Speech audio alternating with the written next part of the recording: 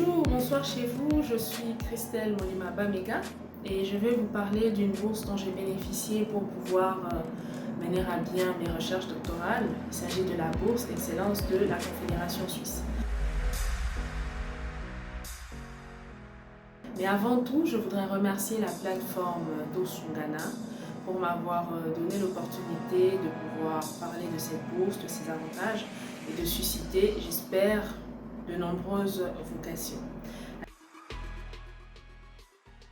Alors comme je l'ai dit, il s'agit de la bourse d'excellence de la Confédération suisse qui est octroyée par la Suisse à des chercheurs étrangers issus de près de 180 pays dans le monde.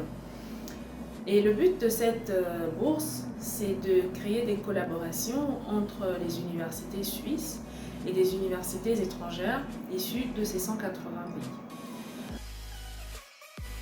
En ce qui concerne la République démocratique du Congo, le délai de postulation va de septembre 2020 au 15 décembre 2020. Donc on est en plein dans la période de postulation.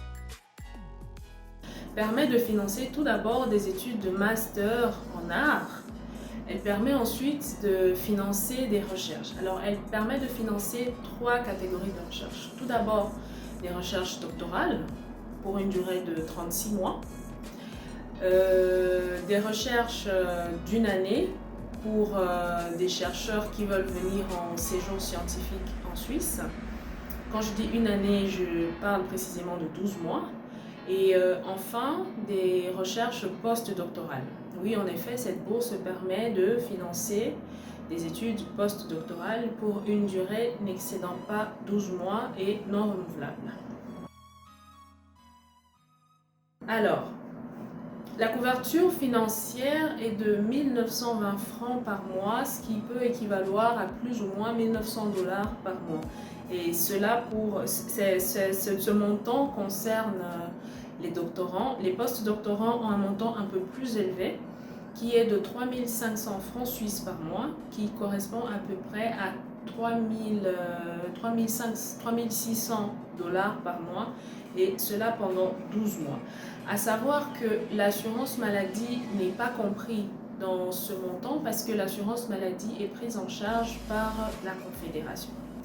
Alors pour avoir de plus amples détails, notamment des mises à jour en particulier durant cette période de crise sanitaire, je vous invite à visiter régulièrement le site www.sbfi.admin.ch/scholarships.fr pour avoir des informations, notamment concernant les délais d'application, s'ils sont toujours les mêmes ou s'ils ont été raccourcis ou rallongés. En ce qui concerne les étapes, déjà début août, les postulations sont ouvertes. Ensuite, au courant du mois de septembre, les formulaires sont disponibles au niveau des ambassades suisses. Alors, pour ce qui concerne la République démocratique du Congo, déjà maintenant, vous pouvez contacter l'ambassade suisse à Kinshasa, soit par téléphone, soit par mail. Vous trouvez leur mail sur le site que j'ai mentionné tout à l'heure. Et vous les contactez, leur manifestant déjà votre intérêt pour cette bourse. Et ensuite, vous leur demandez les différents formulaires à compléter pour pouvoir déposer votre candidature dans les temps. Alors, pendant cette démarche, il est important de déjà contacter un superviseur de thèse en Suisse parce que sans cette confirmation, ou en tout cas sans l'assurance que votre thèse sera supervisée par un professeur suisse, votre dossier ne pourra pas être sélectionné.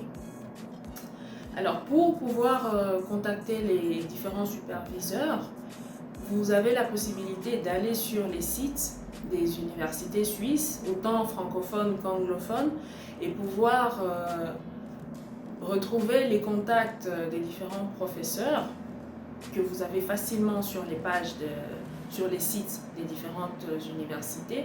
Par exemple, si vous voulez contacter un professeur à l'université de Lausanne, vous tapez tout simplement www.unil.ch et vous serez sur le site de l'université de Lausanne. Vous aurez toutes les informations sur le corps enseignant, sur les collaborateurs, sur leur spécialisation, et vous pourrez aisément entrer en contact avec les différents superviseurs de thèse. Comme c'est une étape qui est très laborieuse, je vous conseille vivement d'entamer les démarches maintenant. Alors, en ce qui concerne les critères de sélection des candidats, pour pouvoir obtenir cette bourse, déjà, le premier critère qui est pris en compte, c'est celui du profil du candidat. Ce doit être un profil qui permette de pouvoir investir dans la recherche, parce que comme je l'ai dit, le but de cette bourse, c'est de créer des collaborations entre les universités suisses et les universités étrangères. Donc, il faut quand même qu'il y ait un profil qui laisse présager que le candidat est intéressé par la recherche scientifique. Ensuite, la qualité du projet. Le projet doit être d'une originalité telle que les personnes qui vont sélectionner le dossier, ou en tout cas les membres de la commission qui vont sélectionner le dossier, ne puissent pas avoir d'autre choix que de sélectionner votre dossier. Et enfin, il faut qu'il y ait un potentiel pour une future collaboration entre l'université dont vous êtes issu et l'université suisse pour laquelle vous voulez appliquer. Alors, il faut savoir qu'il n'y a pas de règles de présélection particulière. Le seul élément la seule chose qu'il faudra faire, c'est de remplir le formulaire qui contient une dizaine de pages où il faudra parler du projet de recherche, de l'état de la recherche, de l'intérêt de la recherche et des différentes collaborations qui pourront naître de cette recherche. Toutes ces rubriques sont contenues dans le formulaire qui sera mis à votre disposition par l'ambassade à Kinshasa. Et par la suite, il faudra joindre les différents diplômes. Si vous avez des diplômes de licence et diplômes de master, il faudra les joindre. En ce qui concerne le CV, il n'y a pas de forme particulière, mais il faudra juste faire en sorte que le CV puisse arriver à faire ressortir votre potentiel en tant que chercheur. Enfin, et là je parle en fait de ceux qui postulent pour une bourse de recherche. Ensuite, il y a les lettres de recommandation. Alors, je vous conseille vivement pour les lettres de recommandation qu'elles puissent être rédigées par des membres du corps académique, soit de l'université à laquelle vous êtes rattaché, ou d'une université au sein de laquelle vous souhaiteriez œuvrer à la fin de votre recherche, de votre séjour de recherche en Suisse. Parmi les autres documents qu'il faut fournir, nous avons la lettre de soutien de votre directeur de thèse que vous arrivez à avoir. Sans cette lettre de soutien, votre dossier ne pourra pas être sélectionné. Donc je reviens à ce que j'ai dit tout à l'heure.